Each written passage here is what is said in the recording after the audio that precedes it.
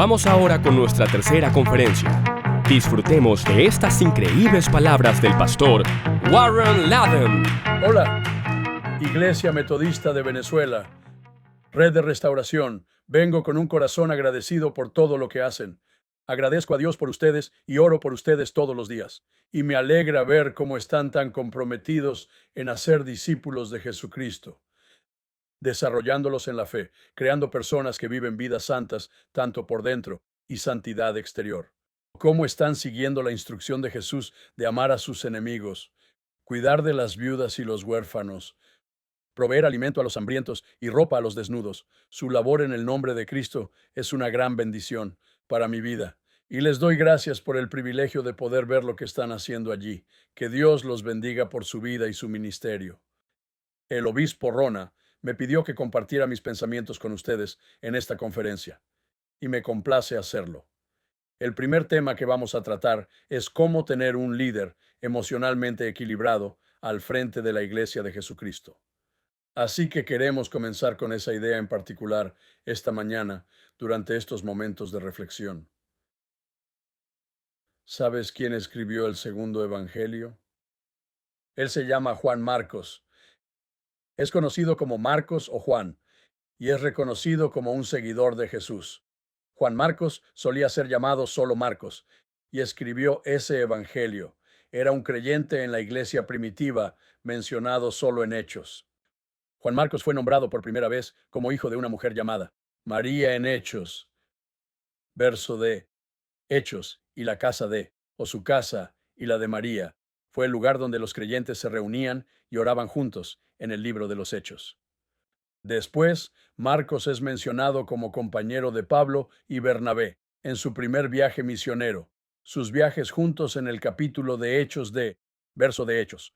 También se le identifica en Colosenses como primo de Bernabé. Juan Marcos era un ayudante en el viaje de Pablo y Bernabé. Sin embargo, no se quedó durante todo el viaje. Juan Marcos abandonó a Pablo y Bernabé en Panfilia y dejó el trabajo allí en el capítulo de Hechos, de verso de Hechos. Dejó el trabajo y aparentemente regresó a casa. La Biblia no dice por qué Juan Marcos se fue, pero su deserción, su marcha, ocurrió justo después de un tiempo mayormente sin frutos, en Chipre. Solo ocurrió una conversión registrada en Chipre, y allí enfrentaron una fuerte oposición demoníaca. Quizás el joven Juan Marcos se desanimó por la dureza del camino de seguir a Jesús y decidió regresar a las comodidades del hogar. Más tarde, Pablo y Bernabé volvieron a Antioquía de su primer viaje. Pablo expresó su deseo de volver a visitar a los hermanos y hermanas que habían visitado anteriormente para ver cómo estaban. Bernabé aceptó, pero con la condición de que llevaran a Juan Marcos. Pablo no quería llevar a Juan Marcos en el viaje, citando su deserción anterior. Pablo y Bernabé tuvieron lo que el libro de los Hechos llama un desacuerdo agudo sobre Juan Marcos, y terminaron separándose y yendo en diferentes viajes misioneros. Ahora Bernabé llevó a Juan Marcos con él a Chipre, y Pablo llevó a Silas con él por Siria y Sicilia, para alentar a los creyentes en las iglesias de esas áreas. Ahora Bernabé, conocido como el hijo de la exhortación, quería perdonar a Juan Marcos por su fracaso y ofrecerle otra oportunidad. Pablo tuvo una visión más lógica. El trabajo misionero pionero requiere dedicación, determinación y resistencia. Y Pablo vio que Juan Marcos era un riesgo para su misión. Lucas, el escritor de los Hechos, no toma partido ni presenta a Pablo o Bernabé como correctos o incorrectos, solo registra los hechos. Al final, se mandaron dos grupos de misioneros, en vez de uno. El doble de misioneros salió a difundir el Evangelio debido a este desacuerdo entre Pablo y su compañero Bernabé. Juan Marcos se va a Chipre con su primo, pero no termina aquí. Años después, Juan Marcos quien está con Pablo, y Pablo lo llama en Filemón un compañero de trabajo. Y al final de la vida de Pablo envía un mensaje a Timoteo desde su propia prisión romana y dice, consigue a Juan Marcos, ven a mí antes del invierno, trae a Juan Marcos contigo. Presta atención porque es de gran ayuda en mi ministerio. Llévalo contigo, ya que es de gran ayuda para mí. En mi ministerio. Esto se encuentra en 2 Timoteo 4:11. Es evidente que Juan Marcos había crecido con el tiempo y se había convertido en un siervo fiel de Jesucristo. Pablo reconoció su crecimiento y lo consideró un compañero valioso.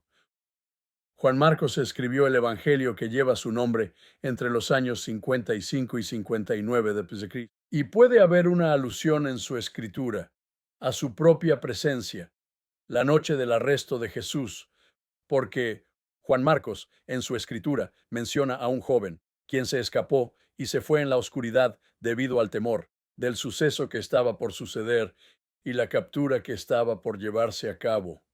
Ese joven era probablemente Juan Marcos.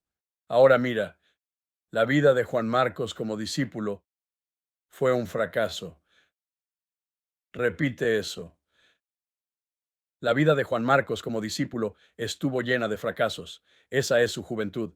De discípulo, fracasó en la crucifixión y huyó asustado. Fracasó en el primer viaje misionero.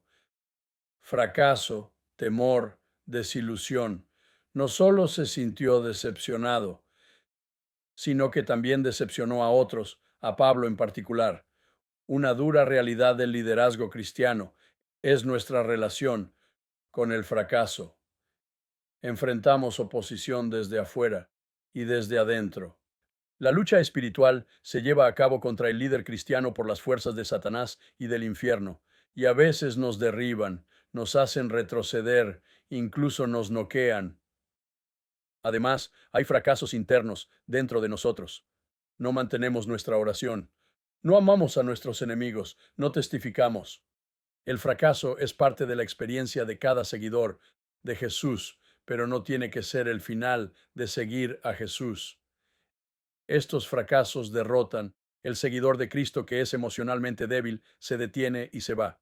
Desaparece como un demonio que Pablo mencionó que nos ha dejado porque amó este tiempo actual. Pero los fuertes emocionalmente se caracterizan por su capacidad de levantarse de nuevo tras un fracaso y seguir adelante. Me crié en una cultura con muchos caballos de montar. Montábamos caballos a diario. Una lección que todos aprendimos desde pequeños es que todos caen de un caballo eventualmente. Nadie monta por mucho tiempo sin caer del caballo o ser derribado por una rama o acabar en el suelo en vez de estar montado. A veces duele mucho, a veces es un incidente menor, pero lo que aprendimos en ese proceso es que no solo todos se caen del caballo, sino que es absolutamente necesario si vas a ser un jinete de caballos, que debes volver a montar. Hay quienes nunca lo hacen. La experiencia de caerse del caballo fue tan dolorosa, ya sea emocionalmente o físicamente, que nunca pudieron tener el valor para volver a montar. Debo admitir, en más de una ocasión me caí o me tiraron de un caballo. A veces no quería montarlo, pero si no, nunca podrás continuar montando el caballo. Así que tienes la opción de rendirte o subir de nuevo al caballo y empezar otra vez. No importa cuán hábil seas en la equitación, eventualmente te caerás y aprenderás que debes levantarte y montarlo de nuevo. Esa realidad nos enseñó algo importante. Debes montarlo de nuevo. Sin importar tu lesión, humillación o miedo, debes volver a hacerlo. Debes levantarte y hacerlo otra vez.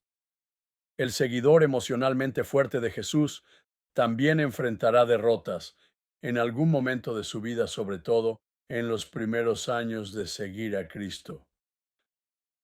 Lo que muestra su fortaleza interior, su fuerza emocional, es la voluntad y la capacidad de levantarse y volver a montar.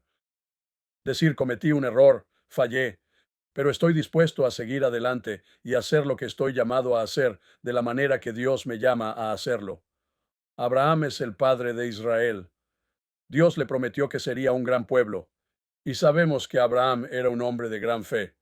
Sin embargo, Abraham se impacientó y decidió ayudar a Dios a cumplir su promesa. Y engendró un hijo que no era el hijo prometido, sino un hijo con la sierva de su esposa, Agar, Ismael. No era el hijo de la promesa. En cambio, fue Isaac quien nació más tarde de Sara. Abraham reconoció su fracaso y luego decidió vivir por fe, hasta el punto de estar dispuesto a sacrificar al hijo de la promesa, Isaac, en Moria. Su fracaso no determinó su futuro. Se levantó de nuevo. Moisés fue derribado más de una vez. Como líder en la casa del faraón, dejó que su ira lo dominara y mató a un guardia egipcio. Huyó al desierto y vivió como fugitivo por 40 años, sin contacto con el pueblo de Dios. Pero luego Dios lo llamó a los 8 años para regresar a Egipto y guiar a los niños hebreos fuera de la esclavitud. No terminó con el fracaso. De hecho, cuando regresó a Egipto y declaró que el faraón debía dejar ir a su pueblo, fracasó 9 veces en causar el impacto que Dios quería. 9 veces el faraón dijo, no, no voy a hacer lo que quieres. Y así Moisés se alejó habiendo fracasado en la tarea. Pero después de la 10ª vez de volver a montar a caballo, la 10ª vez, la 10ª plaga, el faraón cedió y Moisés se los leyó de la esclavitud en Egipto. Pero luego llegó al Mar Rojo y parecía que había fracasado otra vez. Pero Dios lo ayudó y los condujo por tierra seca. Pero no sería la última vez que Moisés se caería. Vuelve a leer el relato en Éxodo. Moisés tuvo que levantarse una y otra vez ante sus retos y fracasos, desafíos y derrotas y asumir el papel del gran liberador. Repetidamente tuvo que levantarse de nuevo. Los ejemplos bíblicos son muchos. La experiencia de ser derribado, un fracaso, es conocida por cada líder piadoso. Déjame repetirlo. La experiencia de ser derribado, un error, es conocida por cada líder piadoso. En algún momento caeremos del caballo, pero los leales, los emocionalmente sanos, se levantan de nuevo. Los emocionalmente fuertes se levantan de nuevo. Los sanos vuelven a montar a caballo y continúan. De nuevo, sin negar la realidad de la caída y sin minimizar su impacto, sino reconociendo que hay un camino de regreso, una manera de seguir con la labor, reconocer nuestras propias fallas, pero también entender que Dios, quien salva, también restaura y nos pone en posiciones de liderazgo aún en nuestros fracasos. Los fieles se levantan. Volviendo a Juan Marcos, él se levantó, fue restaurado, se hizo invaluable para Pablo, escribió el evangelio más antiguo, se levantó y de nuevo fue restaurado. Su ministerio fue destruido por el fracaso. La restauración tuvo lugar en su vida para que más tarde no se le conociera por sus fracasos. Era conocido por su fidelidad. En esta reunión hoy hay algunos que pueden testificar sobre fracasos significativos en sus vidas, pero algunos también pueden testificar sobre el poder restaurador de Dios, la suficiencia de Jesús para levantarse de nuevo y seguir a Cristo y guiar al pueblo de Dios. Ningún gran líder cristiano ha servido mucho tiempo sin algún fracaso, ya sea interno o externo. No obstante, cada gran líder cristiano, cada líder cristiano eficaz, puede testificar sobre la gracia y el poder de Dios para restaurar y levantar de nuevo. Arrepentimiento, el perdón, la restauración, la reasignación. Arrepentimiento, perdón y restauración y reasignación. Regresamos al trabajo, nos sacudimos el polvo y volvemos a montar.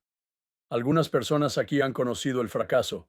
Desde la última reunión que tuviste, te hicieron caer por fuerzas externas o fracaso interno, y hoy te sientes derribado y tal vez sientes que estás casi noqueado. Nadie más conoce tu fracaso, pero tú lo sabes. Estás derrotado, estás pisoteado, estás desalentado, sientes vergüenza y tal vez casi sin esperanza. No logras hacer lo que dijiste que harías, hiciste lo que dijiste que nunca harías. Tu alma está derrotada, tu espíritu está desalentado, estás en el suelo.